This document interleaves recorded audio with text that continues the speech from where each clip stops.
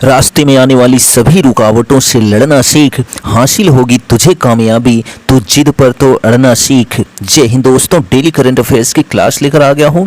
तो आज बात करने वाला हूं 15 अगस्त दिन मंगलवार के करंट अफेयर्स की। तो आप सभी का दिन भी मंगलमय हो, यही शुभकामनाएं हमारी आपके साथ हैं। तो पर डे सुबह 6 बजे यह अपडेट आपको मिल जाती है। तो आपको सबसे पहले स्वतंत्रता दिवस की हार्दिक शुभकामनाएं और बधाइयाँ। तो आज का जो प्रश्न है, जो कि आपको कमेंट बॉक्स में उसका उत्तर देना है। तो प्रश्न है आपका कि नालंदा बौद्ध धर्म पर राष्ट्रीय सम्मेलन 2023 का आयोजन कहाँ हुआ। ऑप्शन हैं आपके शिमला हिमाचल प्रदेश, लेह लद्दाख, अमृतसर पंजाब या फिर देहरादून उत्तराखंड। तो जो भी इसका आंसर आपका सही बनता है उसको आपको कमेंट बॉक्स में ज़रूर देना है और आपके कमेंट को पिन कर दिया जाएगा, जिससे कि सबसे ऊपर आपका कमेंट दिखाई देगा। तो अगर आपने हमारे चैनल को सब्सक्राइब नहीं किया तो सब्सक्राइब कर लीजिए और बेल आइकन को भी प्रेस कर दीजिए, जिससे आने वाली प्रत्येक वीडियो का नोटिफिकेशन सबसे पहले आप तक पहुंचे। तो आप कमेंट में जरूर जय हिंद जय भारत लिखिएगा। तो चलिए आज का सेशन स्टार्ट करते हैं। तो पहला प्रश्न देखिए, किंग चार्ल्स ने पर्यावरण पुरस्कार हाल ही में किसको दिया है। तो ऑप्शन हैं आपके भारतीय संरक्षणवादियों को, श्रीलंकन संरक्षणवादियों को, चीनी संरक्षणवादियों को या फिर नेपाली संरक्षणवादियों को। तो किंग चार्ल्स ने जो है पर्यावरण पुरस्कार जो हाल ही में दिया है वो ऑप्शन नंबर ए भारतीय संरक्षणवादियों को दिया है। किसको दिया है? तो भारतीय संरक्षणवादियों को दिया है। किसने? तो किंग चार्ल्स ने। और किंग चार्ल्स कहाँ के हैं? तो ब्रिटेन के राजा हैं। ठीक, तो ब्रिटेन के राजा किंग चार्ल्स और रानी कैमिला ने जो है भारतीय संरक्षणवादियों को हाथी परिवार पर्यावरण पुरस्कार दिया। हाथी परिवार के दिवंगत संस्थापक के सम्मान में रखा गया है। एक अंतर्राष्ट्रीय गैर सरकारी संगठन जो एशियाई हाथियों को जो है जंगल में विलुप्त होने से बचाने के लिए समर्पित है, इसलिए भारतीय संरक्षणवादियों को यह पुरस्कार प्रदान किया गया। ठीक, चलिए नेक्स्ट क्वेश्चन है सेकंड नंबर देखिए कि उड़ान 5.2 का हाल ही में किसने अनावरण किया है। तो ऑप्शन है आपके मनसुख मंडाविया, स्मृति जुबिन ईरानी, ज्योतिरादित्य सिंधिया या फिर नरेंद्र मोदी। तो उड़ान 5.2 का हाल ही में जो अनावरण किया गया वो option number C Jyotiraditya Scindia के द्वारा किया गया। किसके द्वारा? ज्योतिरादित्य सिंधिया के द्वारा। तो ऑप्शन नंबर सी आपका एकदम करेक्ट आंसर है। तो नागरिक उड्डयन और इस्पात मंत्री श्री ज्योतिरादित्य एम सिंधिया ने जो है मध्य प्रदेश के खजुराहो में RCS उड़ान 5.2 और हेली सेवा ऐप के साथ जो है हेली शिखर सम्मेलन 2023 का भी उद्घाटन किया। किसने? तो ज्योतिरादित्य सिंधिया ने। ठीक है, चलिए नेक्स्ट क्वेश्चन देखिए थर्ड नंबर है कि QETCI के अध्यक्ष हाल ही में कौन बने हैं। तो आपके ऑप्शन से यहाँ पर शो हो रहे हैं। तो देखिए कि जसवंत सिंह, विजय कुमार सारस्वत, सुनील कुमार द्विवेदी या फिर आदित्यराज चक्रवर्ती। तो यहाँ पर जो है QETCI के अध्यक्ष जो हाल ही में बने हैं वो option number B Vijay Kumar Saraswat बने हैं। कौन बने हैं? विजय कुमार सारस्वत। तो ऑप्शन नंबर बी आपका एकदम करेक्ट आंसर है। तो QETCI का जो फुल फॉर्म होता है quantum ecosystems and technology council of India होता है। तो यह बिंदु आप याद रख लीजिएगा। नेक्स्ट क्वेश्चन है फोर्थ नंबर कि भारतीय खेल प्राधिकरण द्वारा एशियाई खेलों में भाग लेने वाले एथलीटों पर हाल ही में कौन सी शॉर्ट फिल्म बनी है। तो options Khelo India, option B Bharat mission, option C Halla Bol और ऑप्शन डी इनमें से कोई नहीं। तो भारतीय खेल प्राधिकरण द्वारा एशियाई खेलों में भाग लेने वाले एथलीटों पर हाल ही में शॉर्ट फिल्म बनाई गई। ऑप्शन नंबर सी हल्ला बोल। ठीक है, कौन सी फिल्म बनाई गई? हल्ला बोल शॉर्ट फिल्म बनाई गई। ठीक है, चलिए नेक्स्ट क्वेश्चन देखिए फिफ्थ नंबर है कि जीवाश्मों में पौधे खाने वाले एक डायनासोर की प्रजाति कहां पर मिली है। तो ऑप्शंस हैं आपके जैसलमेर, बीकानेर, उदयपुर या फिर जयपुर। तो जीवाश्मों में पौधे खाने वाले एक डायनासोर की प्रजाति जो है वो ऑप्शन नंबर ए जैसलमेर में मिली है। कहां पर? जैसलमेर में। ठीक, तो जैसलमेर के बारे में जान लेते हैं। तो क्षेत्रफल की दृष्टि से जो है राजस्थान का सबसे बड़ा जिला जैसलमेर है और सबसे छोटा जिला जो है वो धौलपुर है। ठीक है, कहाँ का? तो राजस्थान का। और राजस्थान जो है वो भारत का क्षेत्रफल की दृष्टि से सबसे बड़ा राज्य है। शहर का सबसे प्रमुख आकर्षण है जैसलमेर का किला, जिसे सोनार किला या फिर गोल्डन सिटी के नाम से भी जाना जाता है। किसको? तो जैसलमेर को, राजस्थान के, ठीक। और जो जयपुर है इसको पिंक सिटी यानी गुलाबी शहर, ठीक है। और उदयपुर को जो है वो झीलों का शहर, ठीक। तो ये सभी बिंदु आप याद रखेंगे। चलिए नेक्स्ट क्वेश्चन की बात करते हैं। यहाँ पर 6 नंबर है कि ICMR के अनुसार सबसे अधिक कैंसर के मामले किस राज्य में पाए जाते हैं? तो ऑप्शन है आपके दिल्ली, उत्तर प्रदेश, महाराष्ट्र, पश्चिम बंगाल। तो ICMR के अनुसार जो है सबसे अधिक कैंसर के मामले जो है वो Uttar Pradesh, option number B आपका एकदम करेक्ट आंसर है। और सबसे अधिक जनसंख्या किस प्रदेश में है? भारत में तो सबसे अधिक जनसंख्या उत्तर प्रदेश में ही है, ठीक है। तो ICMR के द्वारा जो है जो आंकड़ा दिया गया उसमें सबसे अधिक कैंसर के जो मामले पाए जाते हैं हमारे उत्तर प्रदेश में पाए जाते हैं, ठीक है। तो ऑप्शन नंबर बी आपका एकदम करेक्ट आंसर है। ICMR यानी कि Indian council of medical research, जिसकी स्थापना 1911 में हुई थी और इसका मुख्यालय जो है कहाँ पर स्थित है? तो नई दिल्ली में स्थित है, ठीक है। स्वास्थ्य एवं परिवार कल्याण मंत्री जो वर्तमान में हैं तो मनसुख मंडाविया हैं, ठीक है। तो चलिए नेक्स्ट क्वेश्चन की बात करते हैं। यहाँ पर 7 नंबर क्वेश्चन है कि भारत सरकार के scheme of special assistance to states for capital investment 2023 to 24 के तहत मध्य प्रदेश का पहला यूनिटी मॉल 285 करोड़ की लागत से कहां पर बनेगा? तो ऑप्शन हैं आपके इंदौर, भोपाल, खजुराहो या फिर उज्जैन। तो यहाँ पर जो है भारत सरकार के scheme of special assistance to states for capital investment 2023-24 के तहत मध्य प्रदेश का जो पहला यूनिटी मॉल 285 करोड़ की लागत से बनेगा वह जो है उज्जैन में बनेगा। कहाँ पर? उज्जैन में बनाया जाएगा, महाकाल के शहर उज्जैन में बनाया जाएगा। और जो उज्जैन है क्षिप्रा नदी के तट पर स्थित है, ठीक। तो ऑप्शन नंबर डी आपका एकदम सही है। तो ज्ञात हो कि इससे पहले जो केंद्र सरकार ने 21 जून 2023 को दीमापुर नागालैंड में यूनिटी मॉल बनाने के लिए 145 करोड़ रुपए आवंटित किए थे। कहां के लिए? तो नागालैंड के लिए। और केंद्रीय बजट 2023-24 में देश भर में यूनिटी मॉल्स बनाने के लिए 5000 करोड़ रुपए आवंटित किए गए हैं, ठीक है। चलिए नेक्स्ट क्वेश्चन है 8 नंबर कि सुप्रीम कोर्ट ने किनकी अध्यक्षता में मणिपुर में राहत और पुनर्वास के काम की देखरेख के लिए समिति का गठन किया है? तो ऑप्शंस हैं आपके सीमा अग्निहोत्री, गीता मित्तल या फिर रेखा वाजपेयी या फिर जो है सुमन मल्होत्रा। तो यहाँ पर जो है जो आपको ऑप्शन करेक्ट होता है, सुप्रीम कोर्ट ने किनकी अध्यक्षता में? तो गीता मित्तल की अध्यक्षता में।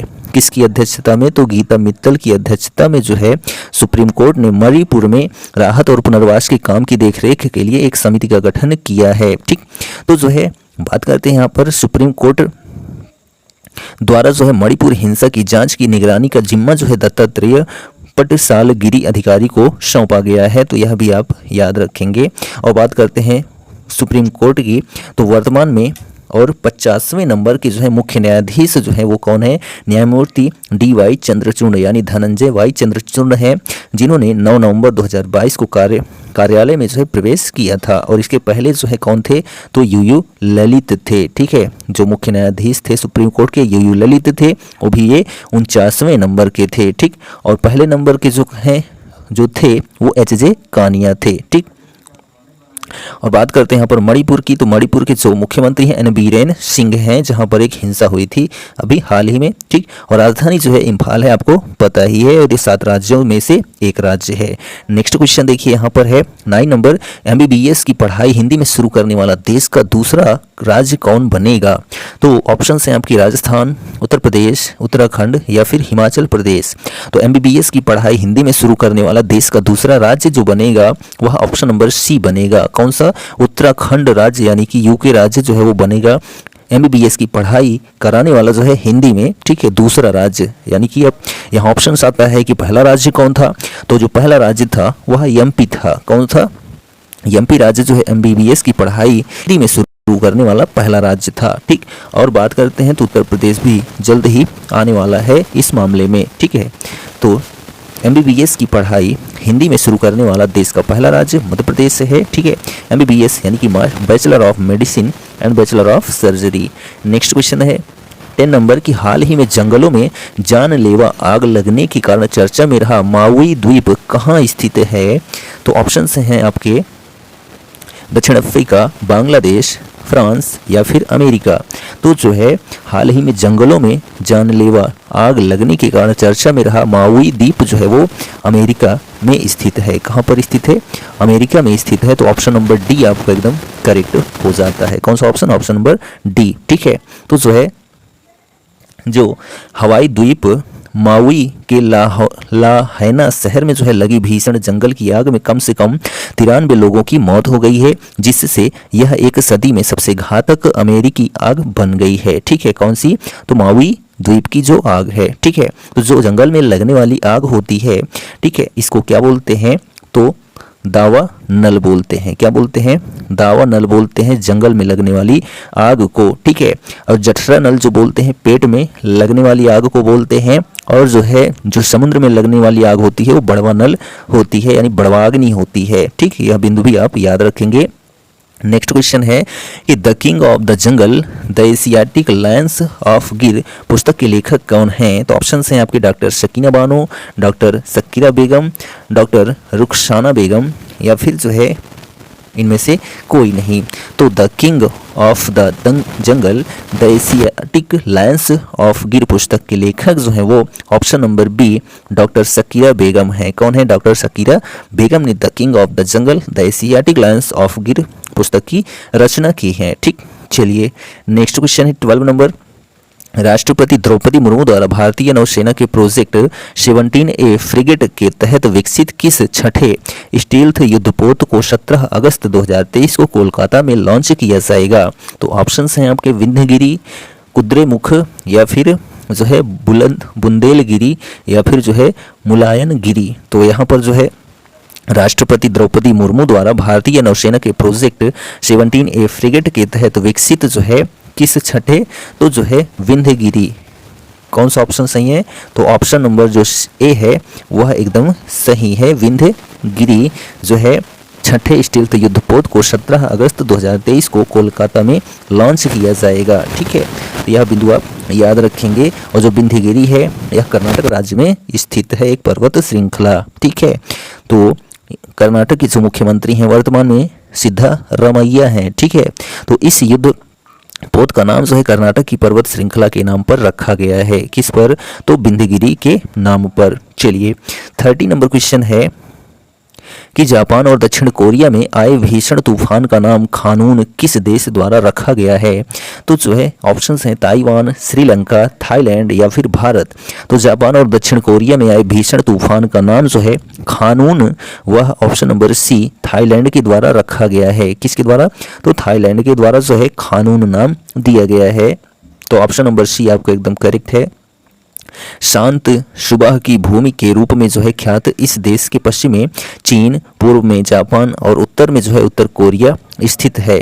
देश की राजधानी सियोल दुनिया का दूसरा सबसे बड़ा महानगरीय क्षेत्र है। हम बात करते हैं यहाँ पर जो है जो साउथ कोरिया है, यानी कि दक्षिण कोरिया है, इसको जो है शांत सुबह की भूमि कहा जाता है, और इसकी राजधानी जो है वो सियोल है।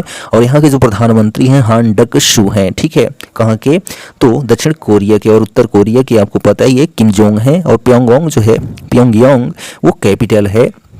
और यहाँ पर बात करते हैं तो जापान की टोक्यो कैपिटल, और जो प्रधानमंत्री हैं फुमियो किशिदा हैं। ठीक, चलिए नेक्स्ट क्वेश्चन है 14 नंबर कि नेहरू ट्रॉफी नौका दौड़ के 69वें संस्करण का आयोजन हाल ही में कहाँ किया गया है? तो ऑप्शंस हैं आपके उड़ीसा, हरियाणा, केरल, या फिर उत्तर प्रदेश। तो जो है नेहरू ट्रॉफी नौका दौड़ के 69वें संस्करण का आयोजन जो है हाल ही में ऑप्शन नंबर सी केरल राज्य में किया गया है। कहाँ पर? केरल राज्य में। ठीक है, तो केरल राज्य के जो मुख्यमंत्री हैं कौन हैं? तो पिनाराई विजयन हैं। ठीक है, और इसके बारे में थोड़ा डिटेल में जान लेते हैं। तो केरल के अलाप्पुझा में 12 अगस्त को नेहरू ट्रॉफी बोट रेस के 69वें संस्करण का आयोजन हुआ। हर साल होने वाली इस रेस का उद्घाटन राज्य के मुख्यमंत्री पिनाराई विजयन ने किया। इस रेस में जो है 72 नावों ने भाग लिया, जिसमें 19 चंदन वल्लभ स्नैक बोट्स भी शामिल थी। इस साल जो है प्रतियोगिता 9 कैटेगरी में जो है आयोजित हुई थी। और नेहरू ट्रॉफी बोट रेस की शुरुआत जो है कब हुई थी? तो 1952 में हुई थी। पंडित जवाहरलाल नेहरू के नेतृत्व में इसकी शुरुआत की गई थी। ठीक, चलिए नेक्स्ट क्वेश्चन है लास्ट क्वेश्चन है कि प्रतिवर्ष 15 अगस्त को कौन सा दिवस मनाया जाता है। तो यह जो है प्रश्न पूछने लायक है ही नहीं, आपके दिल में है। 15 अगस्त को कौन सा दिवस मनाया जाता है, तो चलिए देख लेते हैं। तो 15 अगस्त को कौन सा दिवस मनाया जाता है?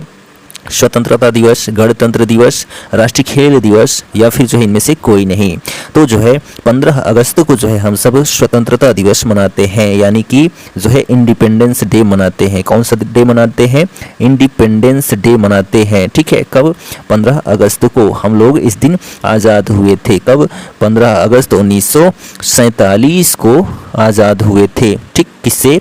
तो ब्रिटिश हुकूमत से। और गणतंत्र दिवस जो है वो कब मनाया जाता है? तो 26 जनवरी को मनाया जाता है। कब मनाया जाता है? 26 जनवरी को। ठीक, और 29 अगस्त को जो है 29 अगस्त को जो राष्ट्रीय खेल दिवस मनाया जाता है। कहाँ पर? भारत देश में। तो यह सभी बिंदु आप याद रखेंगे। और जो स्वतंत्रता दिवस है, गणतंत्र दिवस है, ये हमारे राष्ट्रीय त्यौहार हैं। कौन से त्यौहार हैं? राष्ट्रीय त्यौहार हैं, ये याद रखेंगे। और महात्मा गांधी की जयंती जो है वो भी एक राष्ट्रीय त्यौहार है। ठीक, तो यहाँ पर ऑप्शन नंबर ए आपका एकदम करेक्ट है।